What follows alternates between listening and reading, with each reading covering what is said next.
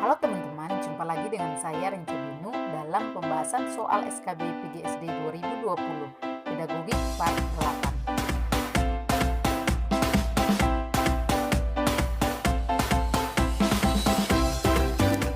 8. Jangan lupa subscribe dan bunyikan loncengnya ya, terima kasih. Soal nomor 1. Dalam merancang pembelajaran bahasa Indonesia di sekolah dasar, Bu Yanti memilih metode bercerita untuk diajarkan kepada peserta didik.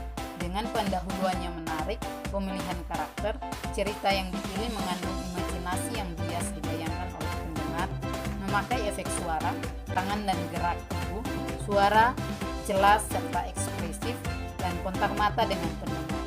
Penggunaan metode bercerita dapat melatih kecerdasan titik-titik. A. Intrapersonal, B.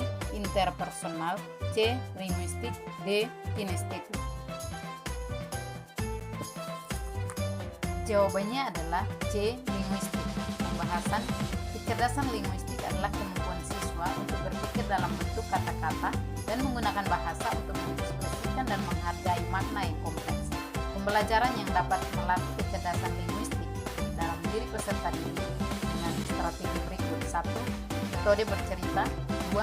Diskusi, 3. Menulis jurnal, 4. Merekam dengan tape recorder, 5. Publikasi. Soal nomor 2. Pembelajaran yang dirancang untuk mengaktifkan kecerdasan visual spasial, kecuali titik-titik. A. Guru dapat membimbing dengan memejamkan mata dan membayangkan apa yang baru saja mereka pelajari dan meminta untuk menceritakan kembali. B. Guru meminta peserta didik menanggapi pelajaran menggunakan tubuh sebagai media respon, misalnya mengangkat tangan, mengangguk, atau tersenyum jika memahami penjelasan guru. C. Penggunaan warna untuk memberi penekanan pada pola, peraturan, atau klasifikasi selama proses pembelajaran, misalnya warna pada semua kata-kata penting yang dipahami peserta didik. D. Guru meminta peserta didik menggambarkan poin kunci, gagasan utama, tema, sentral, atau konsep yang diajarkan agar cepat dan mudah melalui sketsa gagasan. Jawabannya adalah D. Guru meminta peserta didik menanggapi pelajaran menggunakan tubuh sebagai media respon, misalnya mengangkat tangan, mengangguk, atau tersenyum jika memahami penjelasan guru. Pembahasan kecerdasan spasial membangkitkan kapasitas untuk berpikir dalam 3 dimensi. Kecerdasan ini memungkinkan seseorang untuk merasakan bayangan eksternal dan internal, melukiskan kembali, mengubah atau memodifikasi bayangan, mengemudikan diri sendiri dan objek melalui ruangan, dan menghasilkan atau menguraikan informasi grafik. Pembelajaran yang dirancang untuk mengaktifkan kecerdasan visual spasial, yakni 1. Visualisasi, yakni guru dapat membimbing dengan memejamkan mata dan membayangkan apa yang baru saja mereka pelajari dan meminta untuk menceritakan kembali. 2. Penggunaan warna. Penggunaan warna untuk memberi penekanan pada pola peraturan atau klasifikasi selama proses pembelajaran. Misalnya warna merah pada semua kata-kata penting yang harus dipahami peserta didik. 3. Sketsa gagasan. Guru meminta peserta didik menggambarkan poin kunci, gagasan utama, tema sentral, atau konsep yang diajarkan agar cepat dan mudah dimengerti. Soal nomor 3. Siswa suka berinteraksi, pandai berkomunikasi, menyelesaikan dan menjadi mediator konflik, kerjasama dalam tim, menghormati pendapat dan hak orang lain. Merupakan tipe siswa yang memiliki karakteristik kecerdasan titik-titik. A. Logis matematis, B. Naturalis, C. Interpersonal, D. Intrapersonal. Jawabannya adalah C. Interpersonal. Pembahasan kecerdasan interpersonal merupakan kemampuan siswa untuk memahami dan berinteraksi dengan teman atau orang lain secara efektif. Karakteristik kecerdasan interpersonal: 1. Memiliki dan mengorganisasikan kelompok, 2. Berteman, 3. Mengasuh dan mendidik orang lain, 4. Pandai berkomunikasi, 5. Menyelesaikan dan menjadi mediator konflik, 6. Menghormati pendapat orang lain, 7. Melihat sesuatu dari berbagai sudut pandang, 8. Sensitif atau peka pada minat dan motif orang lain. 9. Kerjasama dalam tim. Soal nomor 4. Berikut ini merupakan tahapan kreativitas yang terjadi menurut Wallace, kecuali A. Inkubasi, B. Eliminasi, C. Persiapan meletakkan dasar, D. Verifikasi atau produksi. Jawabannya adalah B. Eliminasi. Menurut Wallace dalam ALI 2014, tahapan kreativitas terdiri atas 1. Persiapan meletakkan dasar, 2. Inkubasi, 3. Eliminasi, 4. Verifikasi atau produksi. Jadi eliminasi bukan tahapan kreativitas. Soal nomor 5. Tahapan kreativitas di mana seseorang menghadapi dan memecahkan masalah-masalah praktis sehubungan dengan perwujudan ide, gagasan, pemecahan masalah, cara kerja, dan jawaban baru disebut A. Inkubasi, B. Iluminasi, C. Persiapan meletakkan dasar, D. Verifikasi atau produksi. Jawabannya adalah D. Verifikasi atau produksi. Pembahasan. Menurut Wallace dalam ALI 2014, tahapan kreativitas terdiri atas 1. Persiapan meletakkan dasar, yakni mempelajari latar belakang masalah, seluk-beluk dan problemnya. Kedua, inkubasi, yaitu mengambil waktu untuk meninggalkan masalah, istirahat dan santai, cari kegiatan yang melepaskan diri dari kesibukan pikiran mengenai masalah yang dihadapi. Tahap ini pemecahan masalah diendap dalam alam prasadar. Tahap yang ketiga, tahap iluminasi, tahap pemahaman, suatu tahap mendapatkan ide, gagasan, pemecahan, penyelesaian, cara kerja, dan jawaban baru. Tahap yang keempat, tahap verifikasi atau produksi, tahap di mana seseorang menghadapi dan memecahkan masalah-masalah praktis sehubungan dengan perwujudan ide, gagasan, pemecahan masalah, cara kerja baru, cara kerja, dan jawaban baru. Pada tahap ini, lakukan langkah-langkah untuk mewujudkan ide dan gagasan kreatif menjadi karya kreatif dan inovatif. Soal nomor 6. Terdapat 3 status sosial anak yang berkaitan dengan penerimaan dan penolakan teman-teman kelompok sebayanya, kecuali A. Anak populer, B. Anak manja, C. Anak yang diabaikan, D. Anak yang ditolak. Jawabannya adalah D. Anak manja. Pembahasan. Menurut Santrok, terdapat 3 status sosial anak yang berkaitan dengan penerimaan dan penolakan teman-teman kelompok sebayanya, yakni 1. Anak populer, 2. Anak yang diabaikan, 3. Anak yang ditolak. Jadi anak manja tidak termasuk dalam 3 status sosial anak yang berkaitan dengan penerimaan dan penolakan teman-teman kelompok sebayanya.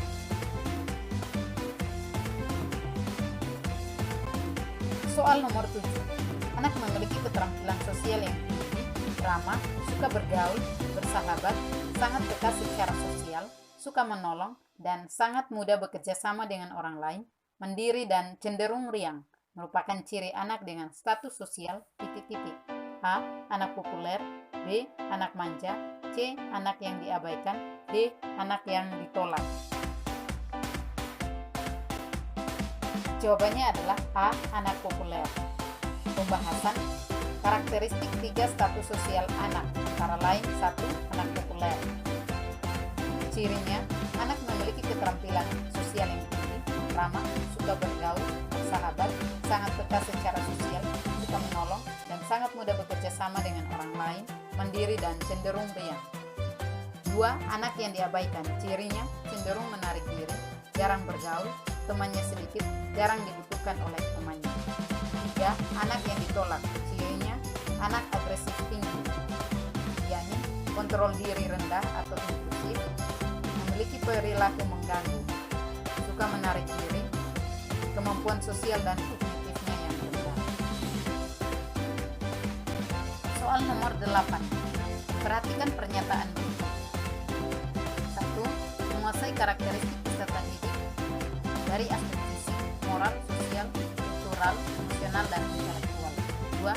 Menampilkan diri sebagai pribadi yang jujur, berakhlak mulia, dan teladan bagi peserta didik dan masyarakat. 3. Menguasai teori belajar dan prinsip-prinsip pembelajaran yang tinggi. 4. Mengembangkan kurikulum yang terkait dengan mata pelajaran atau bidang pengembangan yang diampu, menguasai teori belajar dan prinsip-prinsip pembelajaran yang mendidik. Yang merupakan indikator kompetensi pedagogi guru ditunjukkan pada nomor titik-titik A 123, B 134, C 234, D 34. Jawabannya adalah B 134. Pembahasan kompetensi pedagogik merupakan kemampuan guru yang berkenaan dengan pemahaman terhadap peserta didik dan pengelolaan pembelajaran mulai dari merencanakan, melaksanakan, sampai dengan mengevaluasi. Secara umum, indikator kompetensi pedagogik meliputi 1. Menguasai karakteristik peserta didik dari aspek fisik, moral, sosial, kultural, emosional, dan intelektual. 2. Menguasai teori belajar dan prinsip-prinsip pembelajaran yang mendidik. 3. Mengembangkan kurikulum yang terkait dengan mata pelajaran atau bidang pengembangan yang diambil. Menguasai teori belajar dan prinsip-prinsip pembelajaran yang mendidik. 4. Memanfaatkan teknologi informasi dan komunikasi untuk kepentingan pembelajaran. 5. Memfasilitasi pengembangan potensi peserta didik untuk mengaktualisasikan berbagai potensi yang dimiliki. 6. Berkomunikasi secara efektif, empati, dan santun dengan peserta didik. Soal nomor 9. Berikut ini yang merupakan indikator kompetensi kepribadian guru, kecuali titik-titik. A. Menguasai materi, struktur, konsep, dan pola pikir keilmuan yang mendukung mata pelajaran yang diampu sesuai dengan jenjang pendidikan. B. Bertindak sesuai dengan norma agama, hukum, sosial, dan kebudayaan nasional Indonesia.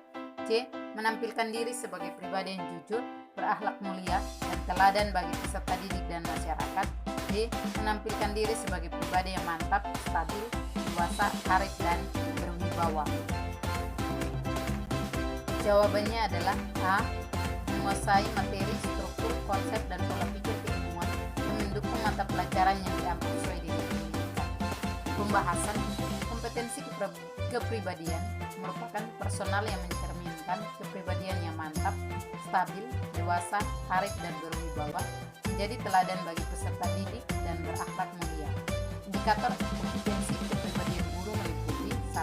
Bertindak sesuai dengan norma agama, hukum, sosial, dan kebudayaan nasional Indonesia. 2. Menampilkan diri sebagai pribadi yang jujur, berakhlak mulia, dan teladan bagi peserta didik dan masyarakat. 3. Menampilkan diri sebagai pribadi yang mantap, stabil, dewasa, arif, dan berwibawa. 4. Memiliki etos kerja, tanggung jawab yang tinggi, rasa bangga menjadi guru, dan rasa percaya diri. 5. Menjunjung tinggi kode etik profesi guru. Soal nomor 10. Berikut ini yang merupakan indikator kompetensi sosial adalah A. Menguasai materi, struktur, konsep, dan pola pikir keilmuan yang mendukung mata pelajaran yang diampu sesuai dengan jenjang pendidikan. B. Menguasai standar kompetensi dan kompetensi dasar mata pelajaran atau bidang pengembangan yang diampu. C. Mengembangkan materi pembelajaran yang diampu secara kreatif. D.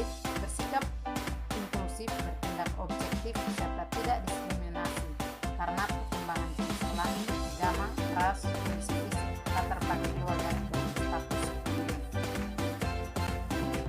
Jawabannya adalah D. Bersikap inklusif, bertindak objektif, serta tidak diskriminasi karena perkembangan jenis kelamin, agama, ras, kondisi fisik, latar belakang keluarga, dan status sosial ekonomi. Pembahasan kompetensi sosial berkenaan dengan kemampuan pendidik sebagai bagian dari masyarakat untuk berkomunikasi dan bergaul secara efektif dengan peserta didik, sesama pendidik, tenaga kependidikan, orang tua siswa, dan masyarakat sekitar. Indikator kompetensi sosial antara lain 1. Bersikap inklusif, bertindak objektif, serta tidak mendiskriminasi secara pertimbangan jenis kelamin, agama, ras, kondisi fisik, latar belakang keluarga, dan status sosial ekonomi. 2. Berkomunikasi secara efektif, empati, dan sopan dengan sesama pendidik, tenaga kependidikan, orang tua, dan masyarakat.